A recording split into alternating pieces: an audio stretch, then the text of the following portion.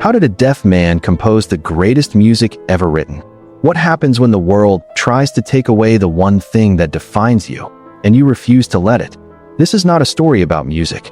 This is a story about defiance, about anger, about loneliness, about a man who was slowly cut off from the world of sound and responded by creating some of the loudest, most powerful music humanity has ever heard.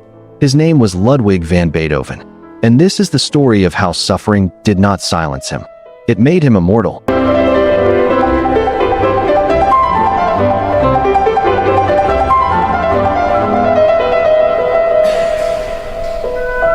Beethoven was born in Bonn 1770 into a house filled with two smells: ambition and alcohol. His grandfather had been a respected court musician. His father, Johann, wanted the same glory, but through his son. Johann believed the world had seen a miracle child named Mozart. He would create another. Little Ludwig was dragged from bed before sunrise, forced to practice for hours, beaten when he resisted. Neighbors recalled hearing the child crying at the keyboard late into the night. It was cruel, it was traumatic, and it shaped him. By 12, Beethoven was already publishing music. By 17, he traveled to Vienna, the musical capital of Europe. There, legend says he played for Mozart. The details are unclear, but what is remembered is a remark attributed to Mozart. Keep your eyes on this one.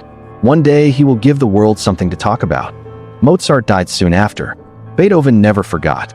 He returned to Bonn, but he knew where he belonged. Vienna was waiting. When Beethoven arrived in Vienna in his 20s, he did not arrive politely.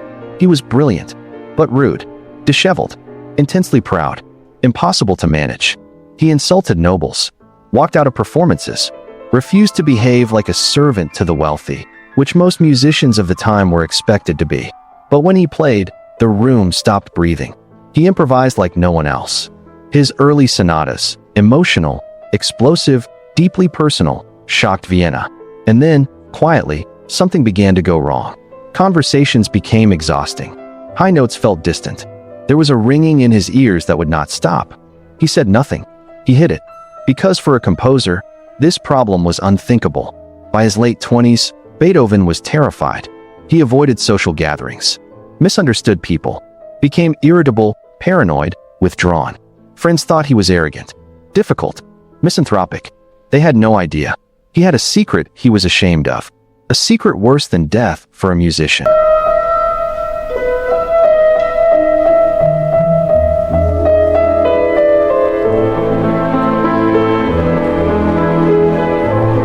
Beethoven was going deaf, and no one knew.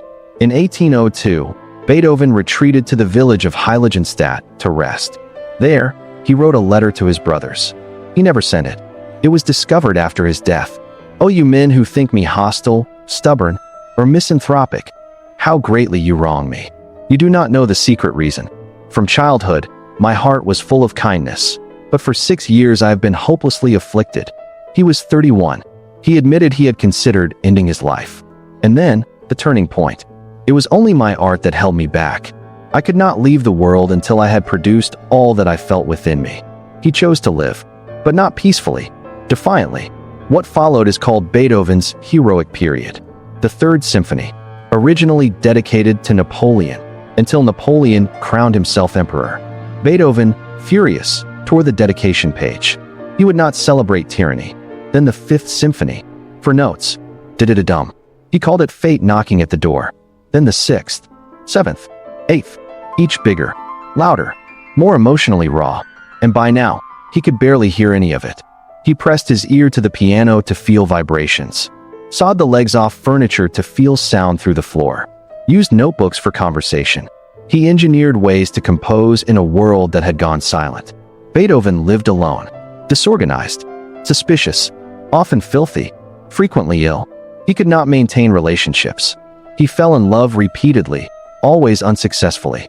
He fought brutal legal battles over custody of his nephew, Karl, whom he tried desperately to mold into something great, just as his father had done to him.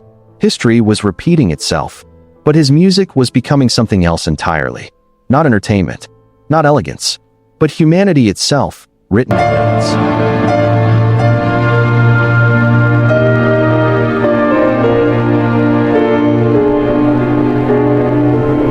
1824, Beethoven was completely deaf, and he wrote the Ninth Symphony, an hour-long masterpiece ending with a choir singing Ode to Joy, a hymn to human unity. At the premiere, he stood on stage, following the score. He heard nothing. When the piece ended, the audience erupted. 5 standing ovations. Hats in the air. People screaming with joy. Beethoven kept conducting. A soloist gently grabbed his shoulders and turned him around, so he could see what he could not hear. He saw the applause, and he wept. Beethoven died in 1827 during a thunderstorm. What he left was not just music. It was proof. Proof that suffering can be transformed. That isolation can produce connection. That the thing trying to destroy you can become the source of your greatest work. He did not transcend his pain. He composed through it. And 2 centuries later, when those 4 notes play, it is not fate knocking. It is Beethoven, the man who went deaf and forced the world to listen.